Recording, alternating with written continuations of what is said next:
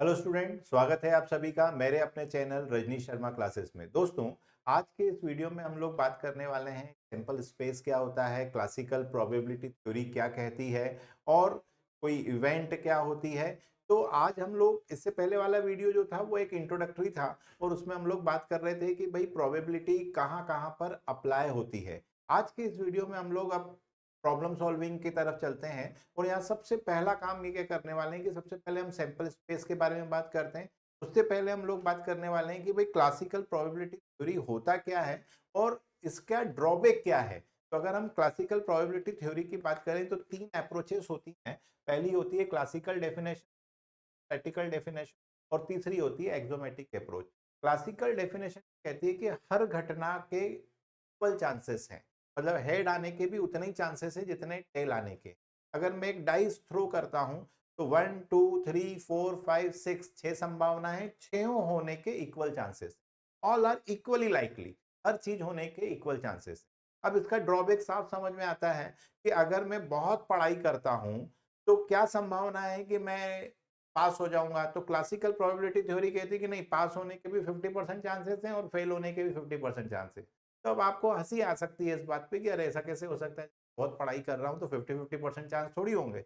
मैं ज्यादा पढ़ाई कर रहा हूँ तो 90% चांस है, 95% चांस है, ऑलमोस्ट 99% चांसेस है अच्छे मार्क्स आएंगे या मैं पास हो जाऊंगा और फेल होने के चांसेस में कम होते जाएंगे। ऐसे ही अगर मैं किसी ऊंची मीनार से कूदूं, जंप लगाऊं किसी बड़ी बिल्डिंग से, तो मेरे जिंदा बचने के क्या चांसेस हैं या मरने के क्या चांसेस हैं। तो क्लासिकल डेफिनेशन क्या कहती है, 50-50% चांस है कि आप मरने के भी चांसेस 50% है, जिंदा रहने के भी 50% है। तो ऑब्वियस बात है कि आप किसी बड़ी इमारत से कूद देते हैं, कूदिएगा मत।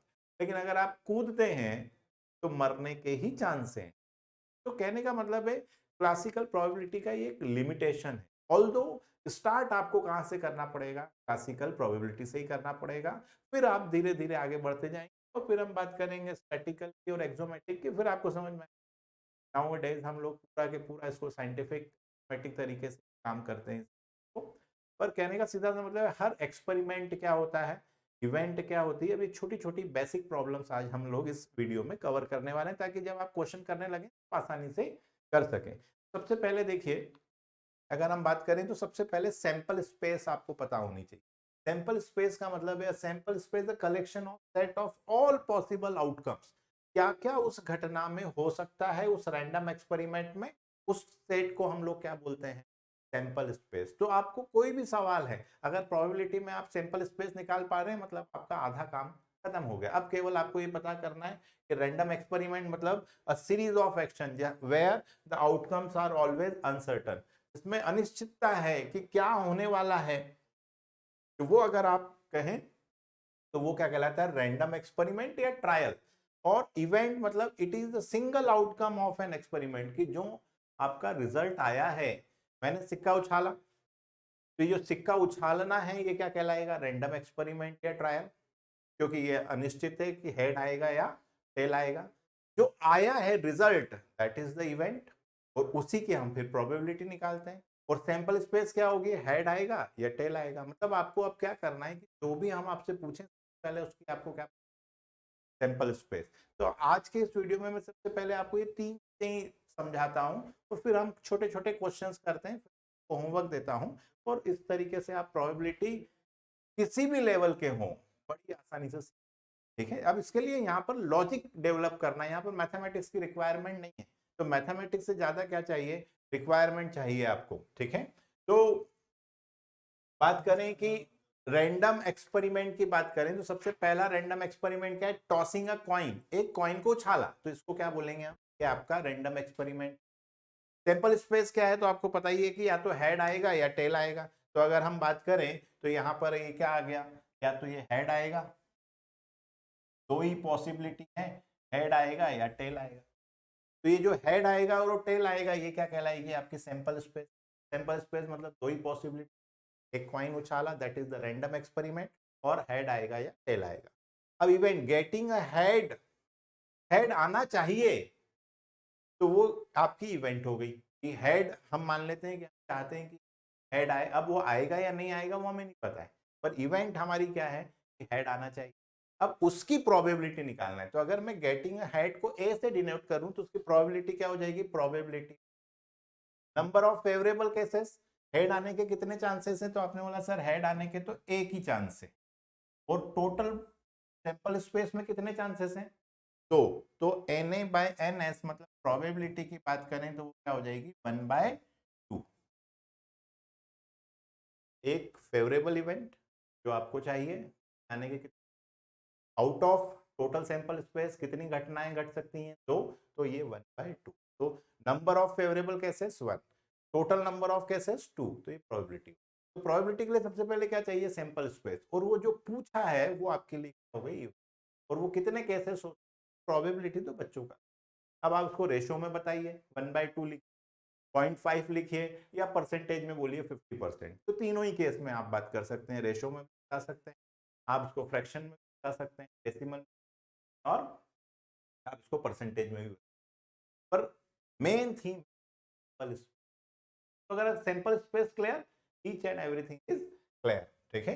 तो मान लेते हैं अब एक और बढ़ाया हमने कि रैंडम एक्सपेरिमेंट क्या है, टॉसिंग 2 कॉइन्स, 2 कॉइन आपने उछाली। तो अब हमने आपको इससे पहले वाले वीडियो में बताया था, अभी फिर बात कर लेते हैं क्या क्या हो सकता है। तो दोनों के दोनों ही हेड आ जाए, आपने उछाला तो भी हेड आया, मैंने उछाला तो भी हेड आया, या मैंने ही 2 सिक्के उछाले, है ना, कॉइन इज टॉस्ड ट्वाइस, या 2 कॉइन्स आर टॉस्ड, ठीक है ना। तो या तो हम, आप और हम दो मिलकर उछाल रहे हैं, उस केस में सेम होना है। अब मैंने उछाला तो हेड आया, आपने उछाला तो टेल आया, केस तो ये भी तो हो सकता है कि मैंने उछाला तो टेल आया, आपने उछाला तो हेड आया। ये भी हो सकता है कि आपका भी टेल आया और मेरा भी टेल आया। मतलब टोटल कितनी संभावनाएं हो सकती, 4। तो ये जो 4 संभावना है, ये head head, head tail, tail head, और टेल टेल। तो ये जो 4 संभावना है, ये क्या कहलाएगा। अब आप इवेंट क्या चाहते हैं, गेटिंग 2 हेड। अब 2 हेड आने के कितने चांसेस हैं, तो अगर मैं इसको ए से बता दूं, तो ए की बात करें तो हम बोले Na, number of favourable cases जो हैं वो कितने हैं, 1 आउट ऑफ 4, तो प्रोबेबिलिटी हो गई 1/4। 4 केसेस हैं सैंपल स्पेस में, देखिए 1 2। जैसे जैसे आप आगे बढ़ जाएंगे, आप बोला यार कितना इजी है, बस मुझे ये पता होना चाहिए। जैसे उसने बोला कि टॉसिंग 2 कॉइन्स, आपके केस में आ जाए 4 क्या बनते हैं। अब उसने बोला कि मान लीजिए गेटिंग 2 हेड की बजाय बोलता है कि गेटिंग 1 टेल, तो 1 टेल मतलब इन्हीं 2 केस में 2 आउट ऑफ 4। ये परसेंटेज ही तो है, 1/4 लिख सकता था 0.25 डेसिमल, परसेंटेज में लिख सकता था 25%, 100 से कितना इजी। तो इतना ही इजी है। अब मान लीजिए अगर हम यहाँ पर कहें कि एक रैंडम एक्सपेरिमेंट है, टॉसिंग 3 कॉइन्स, तो क्या क्या सैंपल स्पेस हो सकती है। अब देखिए आप खुद ही बना सकते हैं कि सबसे पहले तो तीनों के तीनों ही क्या हो सकते हैं, तीनों क्या हो सकते हैं, हेड, ठीक है। अब और क्या हो सकता है कि एक तो हेड हो, पहला वाला, दूसरा वाला भी हेड हो, पर तीसरा वाला टेल हो। एक घर में 3 बच्चे हैं, 2 लड़के हैं और एक लड़की है, एक लड़की है। तो अब क्या हो सकता है, तो सबसे छोटी बहन हो सकती है, ये भी तो हो सकता है वो मझली बहन हो, ये भी हो सकता है दीदी हो और 2 छोटे भैया हो।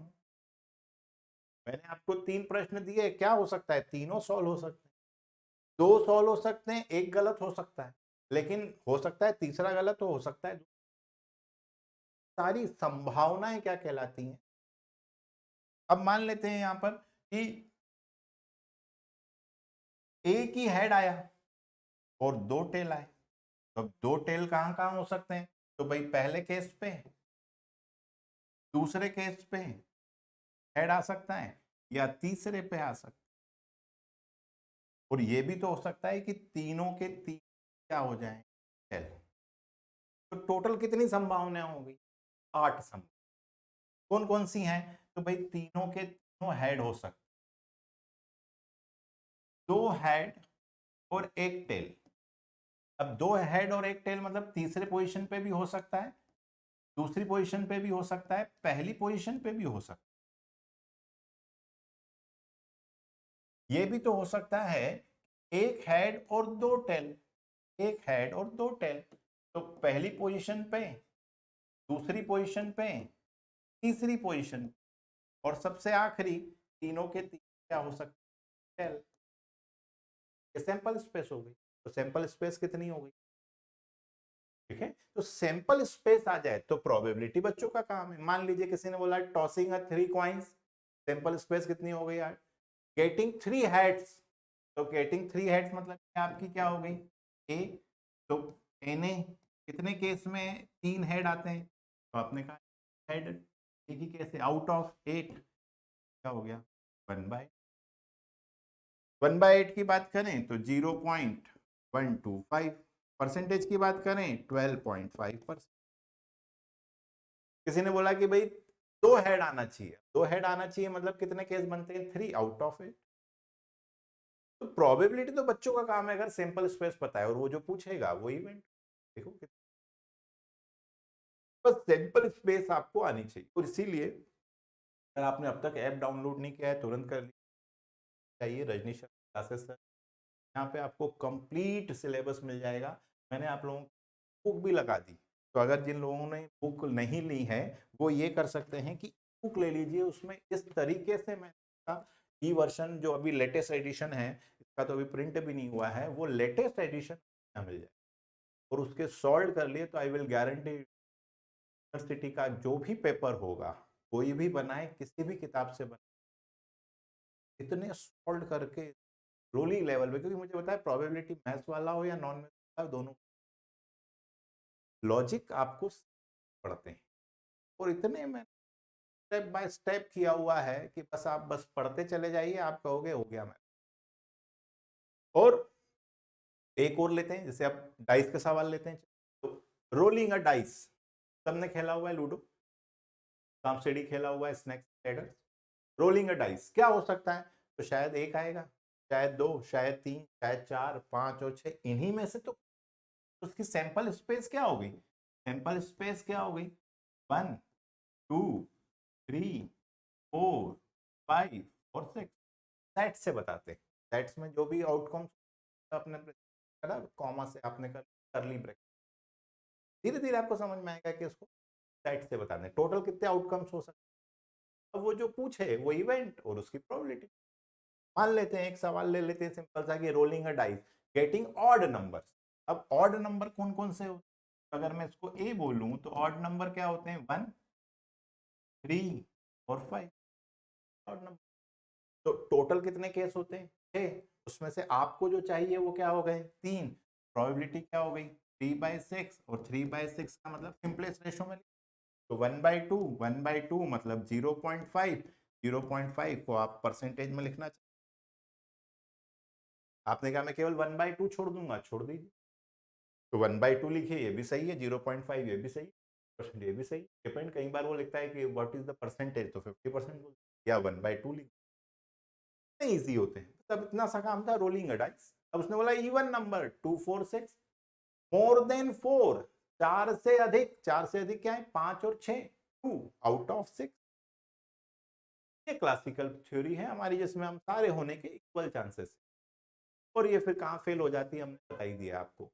अब मान लेते हैं 2 डाइस फेंके। अब 2 डाइस फेंके तो आप सबने खेला हुआ है लूडो, तो लूडो में क्या होता है? सबसे छोटा क्या होता है? 1, 1, फिर 1, 2 भी हो सकता है, 1, 3 भी हो सकता है, 1, 4, 1, 5, 1, 6, 2, 1, 2, 2, 2, 3, 2, 4, 2, 5, 2, 6, मतलब टोटल कितने केस बनते हैं? 36। तो टोटल कितने 2 डाइस अगर आप फेंकोगे केस बनेंगे? एक डाइस पे 6, दूसरे पे 6, सारे पॉसिबल, मतलब सबसे बड़ा जो नंबर आपको सम मिलता है वो 12 होता है, सबसे छोटा क्या होता है? 2। 1 कभी आ ही नहीं सकता, सबसे छोटा 2, 3, 4, 5। अब ये अभी हम और डिटेल में करते जाएंगे। तो अगर मैं इसको नंबर के हिसाब से लिखूं तो ऐसे लिख लो 1, 1, 1, 2, 1, 3, 1, 4, 1, 5, 1, 6। पहले डाइस पे 1, दूसरे पे 1, 2, 3, 4, 5, 6। पहले डाइस पे 2, दूसरे पे 1, 2, 3, 4, 5, 6 हो सकता है। तो कुल मिला के टोटल कितने के? 30 सैंपल। अब सैंपल स्पेस हो गई, इसके ऊपर किसी ने प्रोबेबिलिटी बोला, rolling 2 dice, what is the probability that the sum of 2 dice is 4? अब सम ऑफ 2 डाइस इज 4। अब आप देखो 4 किस में होता है? 1, 3,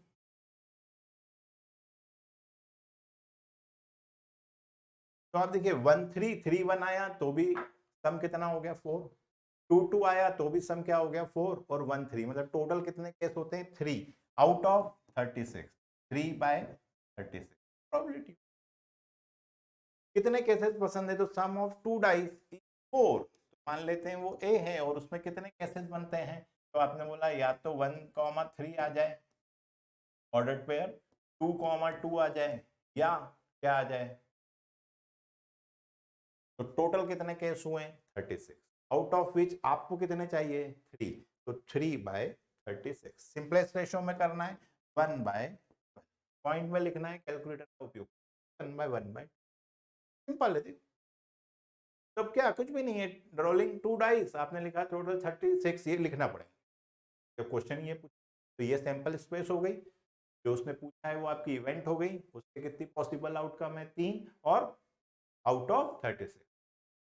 तो बोला 12 आने के चांसेस, 12 आने के चांसेस कितने होते हैं 1 आउट ऑफ 36, मतलब 12 आने के चांसेस सबसे कम होते होंगे, सबसे ज्यादा किसके होंगे 7 आने के। तो इस पूरे इसमें अगर आप देखें तो सबसे ज्यादा 7 आने के चांसेस, तो जब अगर आपको कभी ऐसा हो तो संभावना 7 की सबसे ज्यादा होगी। कार्ड के क्वेश्चन आते हैं, 4 टाइप के कार्ड्स होते हैं, कौन कौन से, डायमंड, हार्ट, स्पेड और क्लब। हिंदी में आपको पता ही है, ईंट पान, लाल पान, काला पान और चिड़ी पान। और सब किसी के कितने पत्ते होते हैं 13 13, मतलब इसके भी कितने कार्ड्स होते हैं 13 13 13 और 13, मतलब टोटल जो कार्ड्स होते हैं। तो डेक ऑफ कार्ड्स मतलब टी। तो गड्डी की अगर बात करें और कार्ड नहीं खेले तो क्या बचपन जी, क्योंकि देखो हमारा भारतीय समाज कितना बढ़िया है, बचपन में आपको अलाउ था, लेकिन जैसे जैसे बढ़ते गए उन्होंने कहा नहीं कार्ड खेलना आते। अब हमारे घरों में 10वीं 12वीं के बाद बच्चा बड़ा हो जाता है तो मना कर देते घरों को। तो क्यों, क्योंकि अब वो क्या होगा, खेलते खेलते, छोटा था तब तक मजा आ रहा था, धीरे धीरे वो बोर होने लगेगा, अब वो सट्टे की तरफ जाएगा। तो जहां पे भारतीय समाज उसको वहां पर रोक देता है कि बस भैया कार्ड्स खेलते थे अब छोड़ो, अब बेकार गेम। एक लेवल बाद मजा आना खत्म हो जाएगा, फिर शर्त लगाएगा, शर्त मतलब जुआ सट्टा, बता किसके कार्ड बड़े हैं, फिर वही 3 पत्ती रमी, अगर आपने मोबाइल पे आ गई सबसे ज्यादा खेले जाने, जीतता कोई नहीं। सॉफ्टवेयर बना है मतलब कंप्यूटर बनाए किसने, आपके लिए नहीं बनाया, उसने अपने यार, तो अनसर्टेनिटी नहीं है वहां पर कि अरे यार वो रैंडम होता है, रैंडम कुछ नहीं, मस्त है वो एल्गोरिदम बना हुआ है। तभी तो फिर जब आप रियल लाइफ खेलते हो वो अलग होती है और घर पे अलग होती है। एनीवेज, तो अगर कार्ड की बात करें तो 52 कार्ड्स कोई भी आ सकता है, वो जो पूछे वो इवेंट हो गई।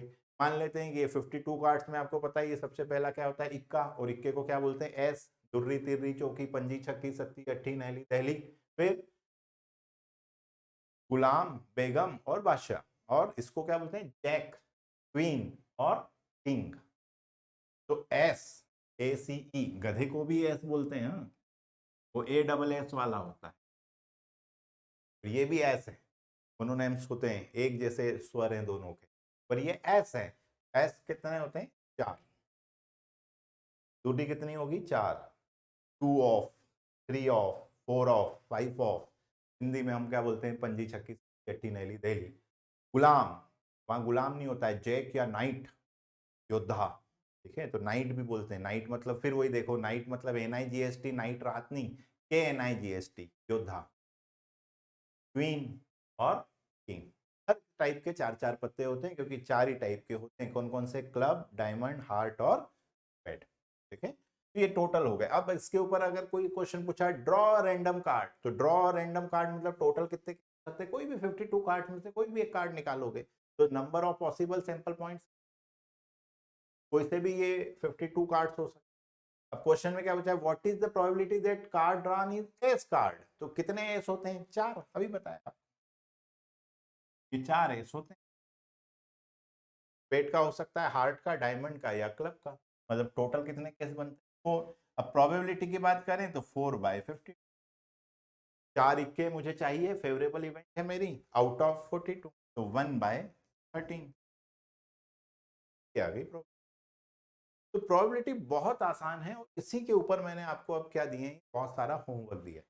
तो ये होमवर्क करिए, अब आप पहले आप करिए, ठीक है। तो सबसे पहला काम है कि सारे क्वेश्चंस आपको दिए हुए सारे कर लीजिए, फिर एप्लीकेशन पे जाइए, डाउनलोड करिए और वहां पर आपको अगर केवल प्रोबेबिलिटी पढ़ना है, क्योंकि देखो प्रोबेबिलिटी और प्रोबेबिलिटी दो फॉर्मेट में है, तो बेसिक ऑफ प्रोबेबिलिटी आ जाएगा तो फिर भले ही आप डिटेल में प्रोबेबिलिटी ना पढ़ते हुए पहले प्रोबेबिलिटी डिस्ट्रीब्यूशन पढ़ लो, पर वो सब आपको अगर केवल प्रोबेबिलिटी पढ़ना है तो एक्स्ट्रा टॉपिक में कंप्लीट स्टैटिस्टिक्स पढ़ना है ऑल कोर्सेस में। इंदौर यूनिवर्सिटी को बिलोंग करते हैं तो यहाँ आ जाइए, तो इंदौर यूनिवर्सिटी का भी आपको कंप्लीट सिलेबस मिल जाएगा। बुक परचेस करना चाहते हैं यहाँ से ले, फिजिकल फॉर्म में चाहिए कि आप मैं तो किताब ही लेके पढ़ूंगा, इससे मेरा काम नहीं होता है, तो आप यहाँ से ऑर्डर कर सकते हैं। यूट्यूब के सारे वीडियो आप यहाँ से देख सकते हैं। किसी प्रकार का आपको ऐप पर हेल्प चाहिए तो यहाँ व्हाट्सएप का बटन भी दिया हुआ है, यहाँ से आप कन्वर्सेशन कर सकते हैं हमारी टेक्निकल टीम से, ठीक है। और जो आप कोर्स लेते हैं वो आपको यहाँ नीचे माई कोर्स में मिलता है। चलिए मिलते हैं नेक्स्ट वीडियो में, तब तक आप ये डाउनलोड कर लीजिए और होमवर्क कर लीजिए, ठीक है। तो धीरे छोटे छोटे कदम और आसमान को छोटी छोटी स्टेप्स में अपनी सफलताओं को बांटिए और आगे बढ़ते जाइए, ठीक है। प्रोबेबिलिटी बहुत जरूरी है। चलिए मिलते हैं नेक्स्ट वीडियो में और क्वेश्चन के साथ, तब तक आप इनको सॉल्व कर लीजिए, फिर अब ये होमवर्क वाला वीडियो और उसके बाद फिर नए एस्पेक्ट और नई कहानी। चलिए, जय हिंद।